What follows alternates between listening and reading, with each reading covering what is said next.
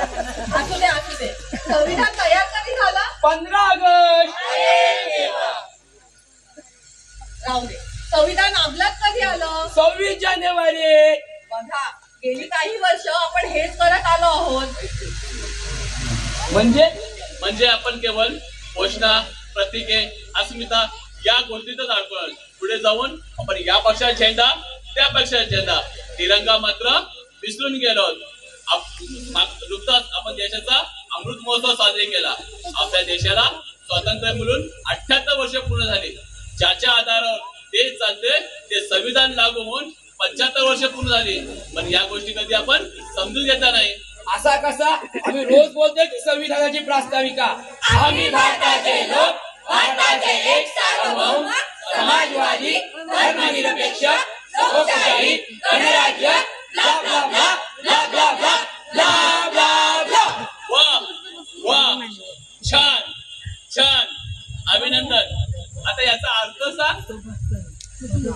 कसला काय विचारायचा ना आपल्याला? अरे सांग रे, घाबरू नको. सांग, मी तुझ्या सोबत आहे. त्याचा काहीतरी आहे बघा.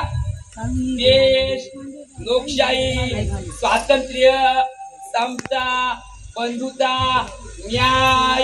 न्याय न्याय म्हणजे काय हो? सांगतो. तेच सांगायला आम्ही आलो. ग्राम संवर्धन सामाजिक संस्था संचलित ग्राम कला मंच आपल्या समोर सादर करीत आहे एक पथनाट्य. त्याचे नाव आहे हर घर संविधान, हर घर संविधान, हर घर संविधान. आम्ही कलाकार. मी उदय गावण. मी मानसी पाटील. मी रणजित पाटील. मी उपासना म्हात्रे. मी राजू पाटील. मी स्मिता रसाळ. मी किंजल म्हात्रे. मी नितीन पाटील. मी अर्पिता पाटील. मी राजेश रसाळ. आपल्या समोर सादर करीत आहोत एक पथनाट्य. त्याचं नाव आहे हर घर संविधान, हर घर संविधान, हर घर संविधान.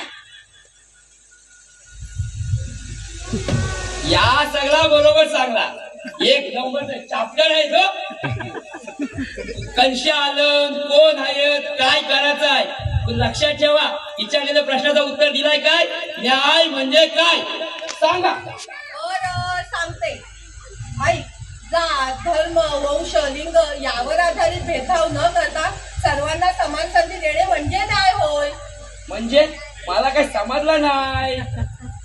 म्हणजे पिढ्यानपिढ्या जो समाज महिला, अपंग व्यक्ती ह्यांना राजकीय, शैक्षणिक प्रतिनिधित्व मिळावे म्हणून डॉक्टर बाबासाहेबांनी आरक्षणाची तरतूद संविधानात केली आहे. बाबासाहेबांनी आम्हाला कुठे आरक्षण दिलाय?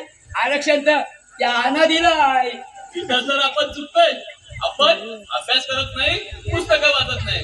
आपण तर सगळं व्हॉट्सअप युनिव्हर्सिटीचे विद्यार्थी. आला मेसेज, आला मेसेज, आला मेसेज.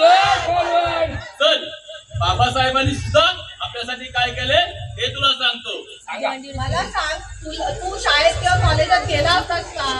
साधा सुद्धा नाही, डबल ग्रॅज्युएट आहे मी. शाळा किंवा कॉलेजमध्ये जाऊन काय केलं? शाळांचा काय मला आठवण आहे, पण कॉलेजच्या गोष्टी काय सगळ्यांना सांगायच्या असतात. अरे बाबा नको सांगू.